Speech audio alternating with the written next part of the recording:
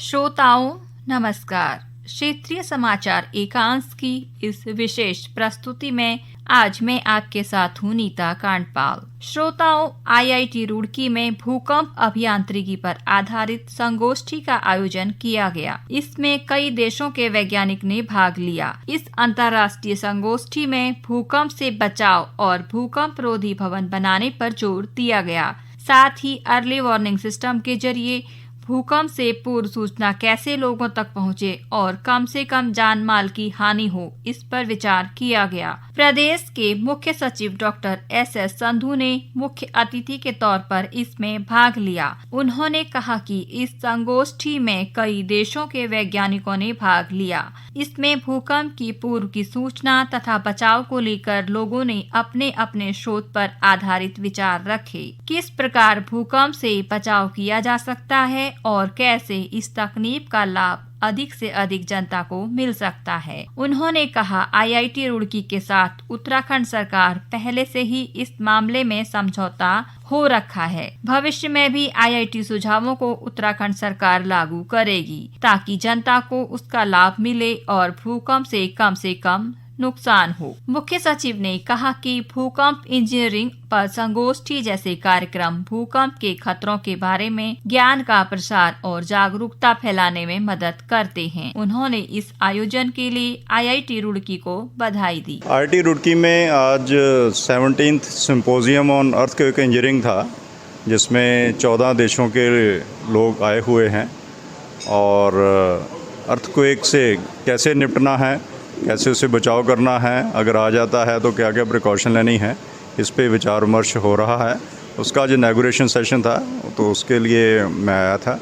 Plus आज उसके बाद अर्थक्वेक इंजीनियरिंग में, जो कि ये देश में एक ही अकेला ही आईआईटी है जिसमें इतना बढ़िया अर्थक्वेक इंजीनियरिंग का डिपार्टमेंट है, वो सारी फैसिलिटीज़ देखी कि कैसे कैसे रिसर्च हो रही है, क्या क्या सुविधाएं और क्या क्या नई प्रैक्टिसेस ये प्रमोट कर रहे हैं ताकि देश के और पूरी दुनिया के लोग इसको यूज़ करें। और हम उत्तराखंड में, क्योंकि हमारा पहाड़ी प्रदेश है जहाँ भूकंप आने से काफ़ी नुकसान होने की संभावना बनी रहती है, तो जो भी इन्होंने पढ़ा है और रिसर्च की है और रिजल्ट दिए हैं, उसको प्रदेश सरकार कैसे ज़्यादा से ज़्यादा उसका फ़ायदा उठा सकती है, ये सारा हमने देखा। और आगे पहले भी कोलैबोरेशन चल रही है स्टेट गवर्नमेंट और आईआईटी के साथ, आगे इस कोलैबोरेशन को और बढ़ाएंगे ताकि उत्तराखंड की जनता को इसका फायदा हो सके और अगर कहीं भूकंप आता है तो कम से कम नुकसान हो। वो हमारा पूरा जो डिजास्टर मैनेजमेंट डिपार्टमेंट है आईआईटी के साथ पहले ही कोलैबोरेट कर रहा है। जैसे एक ऐप भी बनाई हुई है और मुझे बताया गया कि जहाँ भूकंप आया था वहाँ से देहरादून तक वेव्स को ट्रेवल करने में 46 सेकंड लगे, तो जहाँ सायरन पहले ही बज गया तो उन लोगों को 46 सेकंड मिल गए, जो कि बहुत लंबा समय होता है अर्थक्वेक के समय अपना बचाव करने के लिए। और आगे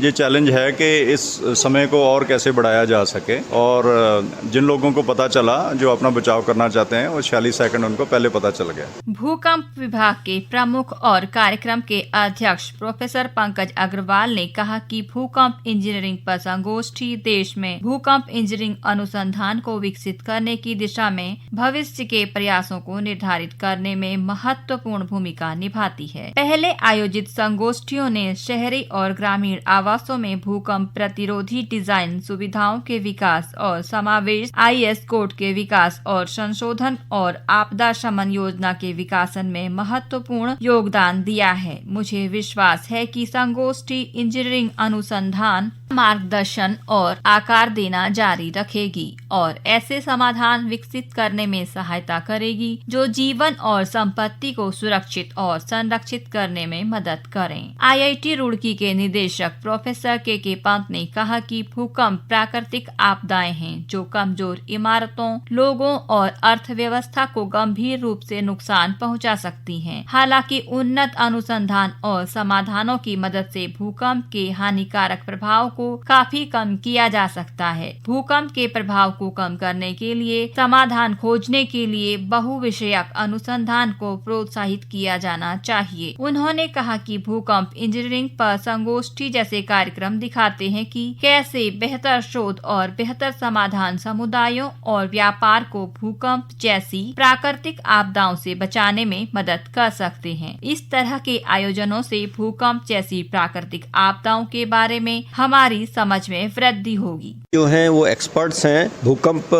आता है तो उसको कैसे आप बचाव करें, तो नेशनल डिसास्टर मैनेजमेंट टीम जैसे है और हमारे आईआईटी दिल्ली की जो टीम है, तो ये भी इस प्रोग्राम में इन्वॉल्व हैं। तो मैं जैसे बता रहा था कि अभी बात हो रही थी कि मल्टी डिसिप्लिनरी अप्रोच को हम लोग आगे ला रहे हैं। तो एक तो है कि अर्थक्वेक इंजीनियरिंग डिपार्टमेंट, बहुत सारे आपने देखा होगा अभी लैब में बहुत सारी फैसिलिटीज़ हैं, किस इम्पैक्ट का भूकंप आता है और उससे कितनी डैमेज होती है, और उसके लिए नई तरह की बिल्डिंग्स कैसे बनाई जाएँ जिससे इम्पैक्ट का असर ना हो भूकंप पे।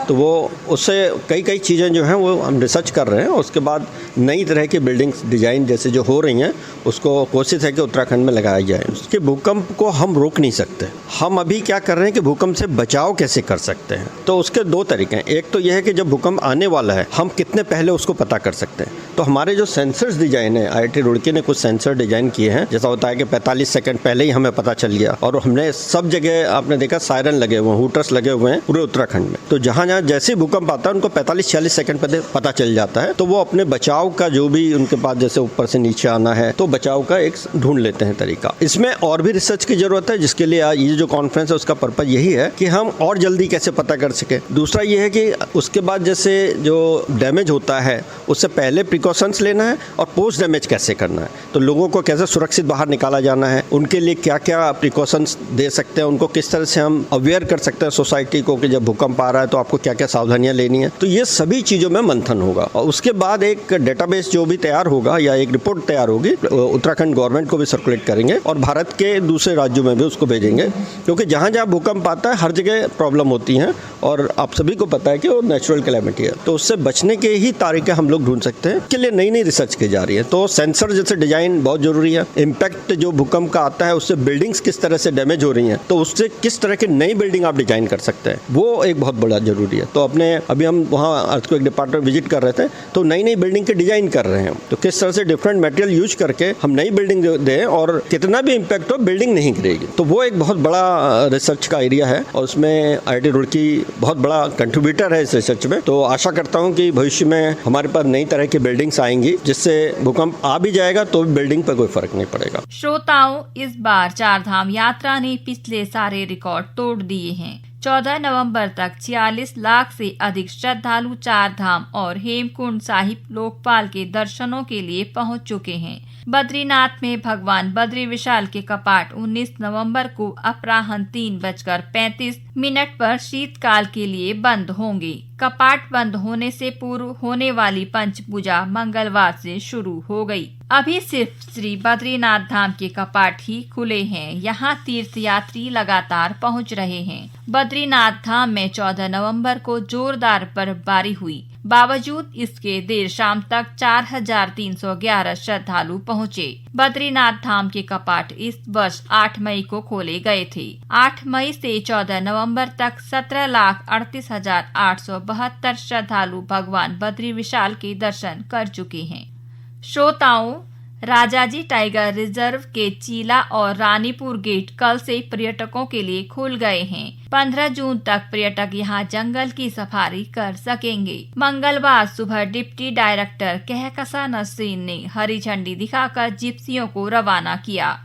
विश्व प्रसिद्ध कार्बेट नेशनल पार्क का ढिकाला जोन भी आज पर्यटकों के भ्रमण के लिए खोल दिया गया है। अब पर्यटक इस जोन में डे विजिट के अलावा रात्रि विश्राम भी कर सकेंगे। स्थानीय विधायक ने रिबन काटकर हरी झंडी दिखाते हुए भ्रमण पर आए पर्यटकों के कैंटर वाहन को रवाना किया। बताते चलें कि बरसात के दौरान 15 जून को हर वर्ष ढिकाला जोन बंद कर दिया जाता है और 15 नवंबर को इसे खोला जाता है। पार्क निदेशक डॉक्टर धीरज पांडे ने बताया कि आज पहले दिन कैंटर और जिप्सी वाहनों में पर्यटक इस जोन के भ्रमण के लिए रवाना हुए। पर्यटकों की सुविधा को ध्यान में रखने के साथ ही वन्य जीवों की सुरक्षा को लेकर भी कर्मचारियों को निर्देश दिए गए। पार्क के नियमों का उल्लंघन करने वालों के खिलाफ कार्रवाई की जाएगी।